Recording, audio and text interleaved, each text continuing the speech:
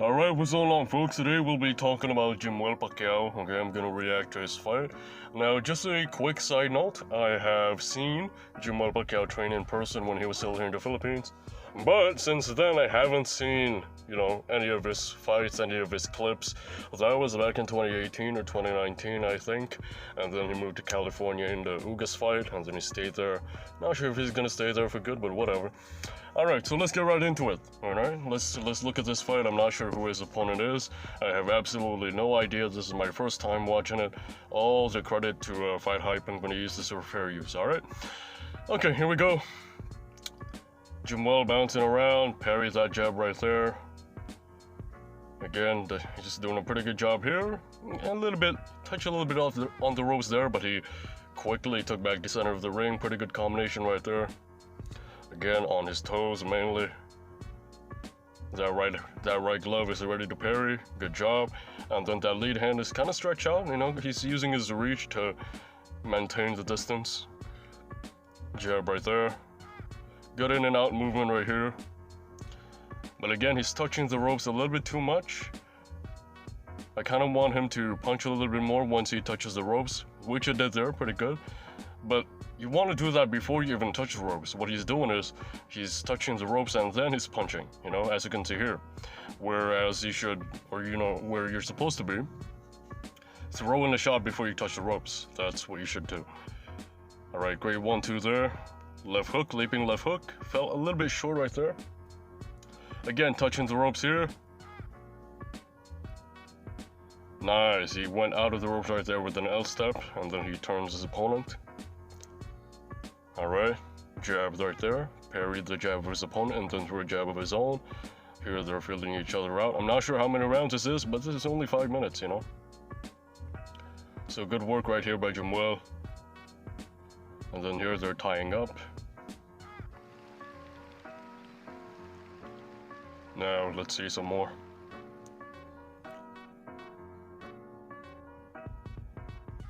Alright, great 1-2 right there from Jimuel.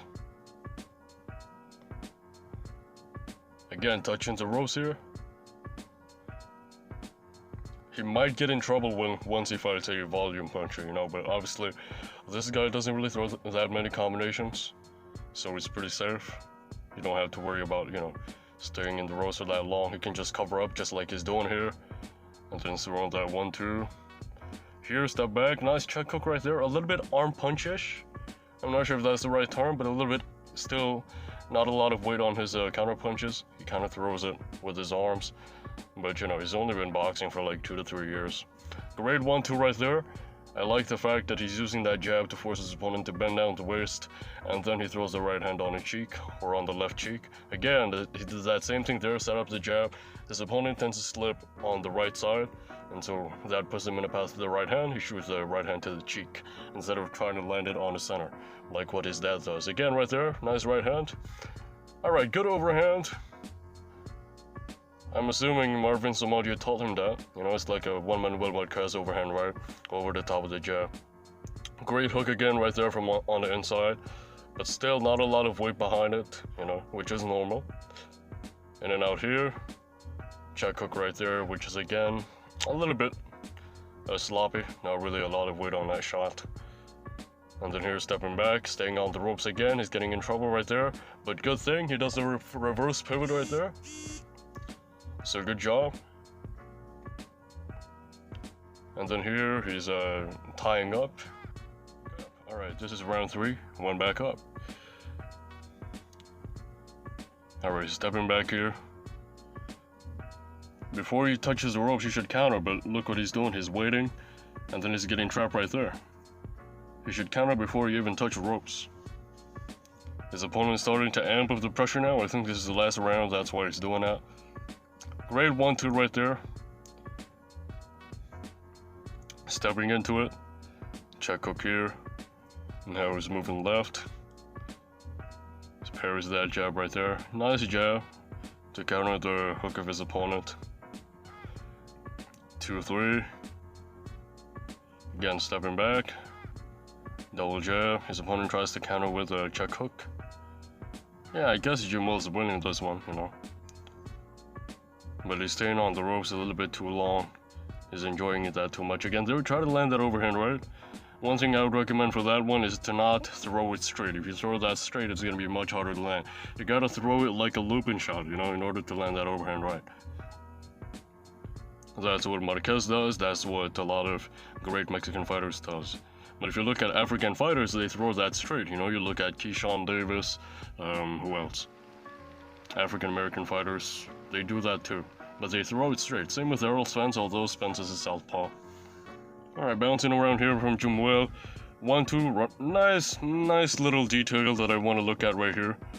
So if you look at it, he tries to, again, go over the top, and he throws that like a looping shot. How do you know that? His elbows are out right here. But the problem is he didn't throw it high enough, so it landed on the armpit as opposed to the temple of his opponent, you know?